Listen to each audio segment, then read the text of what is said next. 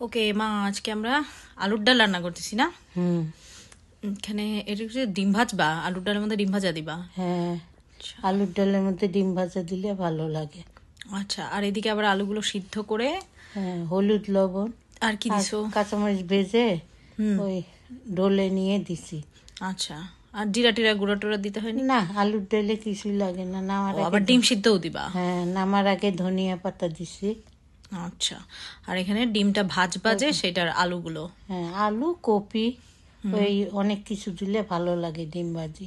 আচ্ছা, ফুলে অনেক সুন্দর। সো আমরা আলুর ডালের মধ্যে ডিম ভাজাও দিব, আবার ডিম সিদ্ধ করে তুমি ওই যে ভুনা করে নিছো। সো এখানে ওই মাখা আলুটাকে এখন তুমি বাগার দিবা। হ্যাঁ, মাখা আলুটাকে এখন বাগার দিব পেঁয়াজ পাঁচফোড়ন দিয়ে। আচ্ছা আচ্ছা, এইদিকে ডিমটা ফেটেও রেডি হচ্ছে, যেহেতু ডিমটা ভাজতে হবে। তবে ডিম ভাজাটা লাস্টে দিব আমরা, তাই না? হ্যাঁ, নামার আগে একদম। ও, আলু কি তারপরে এখানে পানি দিলা?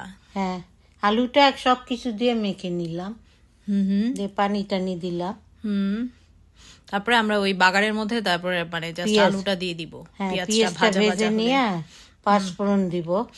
পাঁচফোড়ন দিয়ে তারপরে আচ্ছা, সো সাইডে এটা রেডি হইতে থাকবে। পেঁয়াজটা পোড়া পোড়া করে ফেললাম একদম।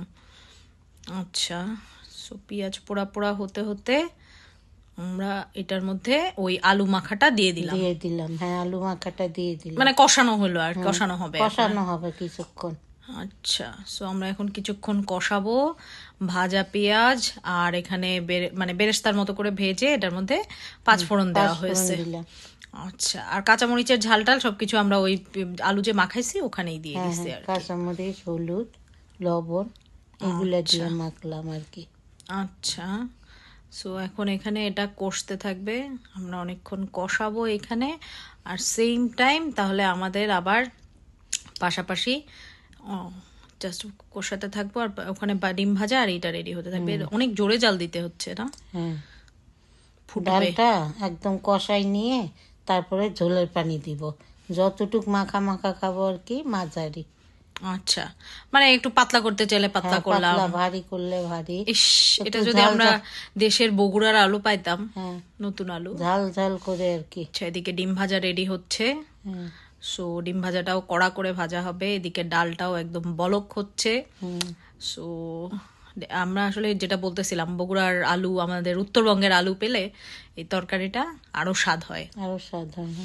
তুমি তো এটার মধ্যে লাউ পাতা টাতাও দাও না? লাউ পাতা দিলে খেতে খুব মজা লাগে।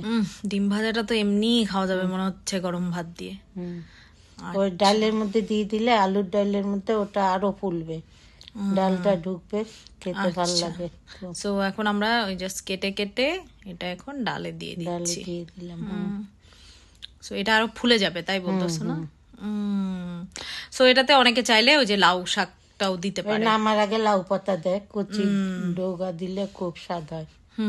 মানে শীতকালে উত্তরবঙ্গের মানুষের আলুর ডাল আর গরম ভাত এটা হচ্ছে একটা খানদানি খাবার আর কি।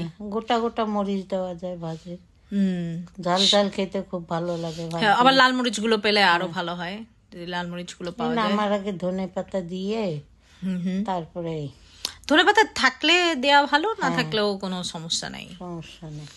আচ্ছা, যাক, আজকে আমরা এই আলুর ডাল দিয়ে ভাত খাবো, এবং এটা হচ্ছে আমাদের উত্তরবঙ্গের খুব বিখ্যাত খাবার। যদিও বা আলু আমাদের পছন্দ হয় নাই, বাট কিছু করার নাই, চলবে। এটা দিয়ে আজকে আমাদের সুন্দর খানা পিনা হয়ে যাবে। বাট অনেক অনেক ঝাল, মানে যারা আমি ঝাল পছন্দ করি ঝাল দিতে পারি। নাইস, ভালো লাগে।